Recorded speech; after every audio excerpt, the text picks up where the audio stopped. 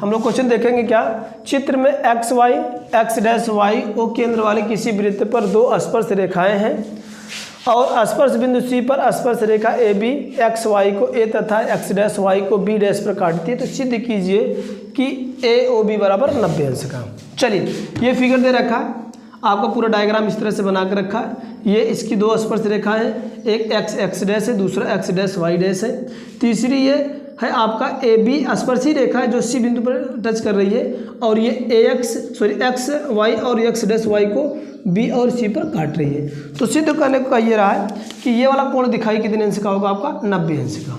ठीक है, चलो हम लोग करते क्या है, इसमें इस दो में त्रिभुज यहाँ पर पहला वाला इसको और इसको हम लोग क्या करेंगे, सर्वांग कर रहे हैं। तो होगा क्या, पी ओ ए तथा एंगल ए ओ सी में इन दोनों में अगर हम करें क्या, तो ये दोनों रेखाएं आपस में क्या होंगी, बराबर होंगी। क्यों, वो भी मैं बात कर ले रहा हूँ। तो होगा क्या, A P is equal to A सी।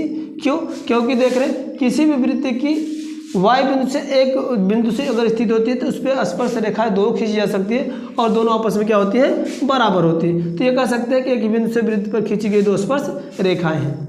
ये मेरे को दिख रहा है ओ ए क्या है, आपस में बराबर है क्योंकि कॉमन लाइन से ओ ए बराबर ए में ओ भी, ये भी कॉमन लाइन लिख लेना अपना कॉमन से। इसके बाद और क्या बचा है, ये देख रहे हैं ये स्पर्श रेखा ओ से मिला केंद्र से मिला जाने वाली जब स्पर्श रेखा पर स्पर्श बिंदु से क्या होता है, ये आपस में समकोण बनाते हैं। ये भी 90 की, ये भी। तो यहाँ से हो जाए कोण A P O is equal to O C A की। किसी भी त्रिभुज की अगर तीन चीज़ें अगर आपस में बराबर हो जाए तो दो साइड्स और एक एंगल इक्वल है तो दोनों त्रिभुज कैसे होंगे, सर्वांगसम हो जाएंगे।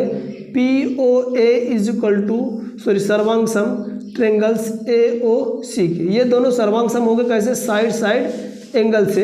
अगर ये दोनों बराबर, इसीलिए इसके हर एक कोण आपस में बराबर होंगे। तो यहाँ से क्या आ जाएगा, P O A is equal to A O C का। ये समीकरण 1 बनेगा। इसी प्रकार हम लोग ये कह सकते हैं, क्या कह सकते हैं, इन दोनों अगर ट्रेंगल में बात करें तो ये भी इसके क्या होगा, सर्वांगसम होगा। तो हम लोग लिख देते हैं ऐसे डायरेक्ट, ओ ट्रेंगल्स ओ सी बी सर्वांगसम क्या होगा, ओ बी क्यू के। अगर ये दोनों बराबर थे, इसके ये वाले कोण, ये वाला एंगल और ये भी वाला एंगल आपस में क्या होंगे, बराबर होंगे। तो इसलिए लिखेंगे क्या, C O B is equal to B O Q के। ठीक है ना, इसको समीकरण 2 मान लेते हैं। ये पी ओ क्यू क्या है, एक आपका डायगोनल है, मतलब एक आपका व्यास है और व्यास पे हमेशा एक स्ट्रेट लाइन बनता है और एक स्ट्रेट लाइन पे बने कोण कितने होते हैं, 180 अंश।